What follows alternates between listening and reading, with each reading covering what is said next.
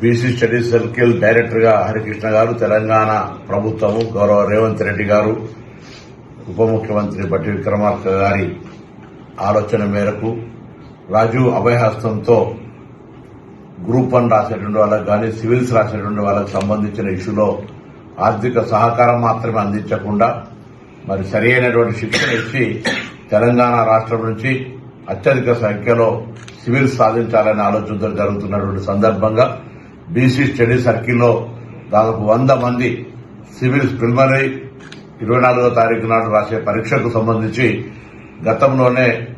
Civils rankers తోటి కొంత motivation చేయించడం కానీ ప్రత్యేకమైనటువంటి తరగతులు తీసుకునే విధంగా ఒక మోటివేషనల్ సాంగ్ రిలీజ్ చేసిన సందర్భంగా వీరికి అభినందన తెలియజేస్తూ ఆ పోటీ పరీక్షకు ప్రిపేర్ అవుతున్న వాళ్ళంతా ఆత్మధైర్యంతో ఆత్మస్థైర్యంతో సాధించాలనే లక్ష్యంతో ముందుకు పోయి తెలంగాణ రాష్ట్ర భవిష్యత్తుకు సంబంధించి ఒక ఉన్నత అధికారులుగా పొందేటువంటి అవకాశాన్ని దారవిడుచుకోకుండా శ్రమపడి మీరు ఆ సివిల్స్ ప్రిలిమినరీలో కూడా పాస్ కావాలని ఆకాంక్షిస్తూ కోరుతూ మీ అందరికీ నా శుభాకాంక్షలు.